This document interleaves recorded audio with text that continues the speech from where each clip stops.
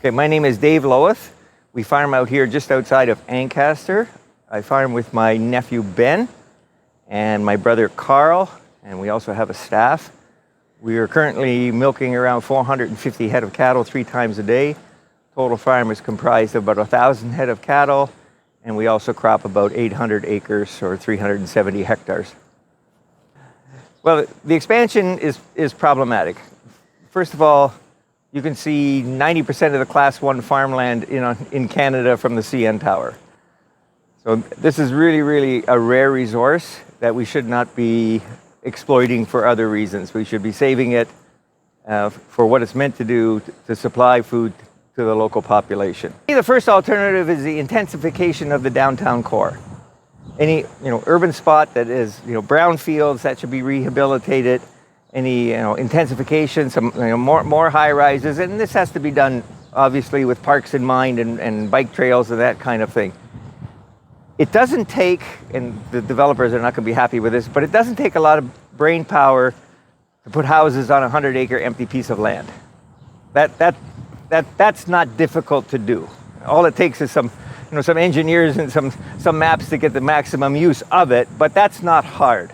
It's hard to do the intensification of the downtown, to build more space, to rejuvenate space. Maybe now with the pandemic and more people working from home, there'll be some office towers that come up for renovation, and possible that that's a possibility too.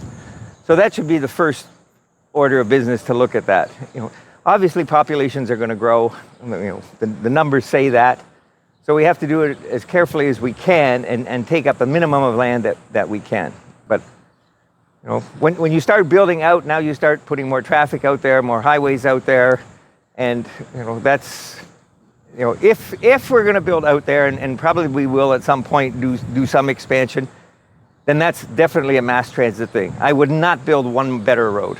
I would force everybody onto mass transit. Pandemic really highlighted food security.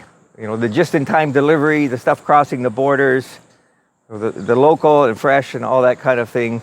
We really learned our lesson in that, and the food is here in great abundance, and it's good quality food, and so I'm not sure everybody needs strawberries in January. I don't think that's a wise thing to be going for. We're spoiled with that, and certainly we can get that if we want, but we really should be going after what's grown locally as much as we can. And I would think that if we looked at the last 5-10 years, what things that we've grown here, what they've done cost-wise relative to stuff that we import, potatoes, turnips, cabbage, all those things that we grow here and that you can store, they have not got up a fraction of some of the fresher fruits and vegetables that we import.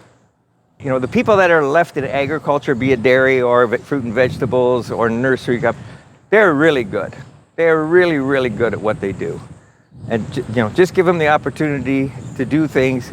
Don't encumber them with a lot of rules and regulations that are very difficult to get around and time consuming, and in some cases stifle growth. And just let us do our thing.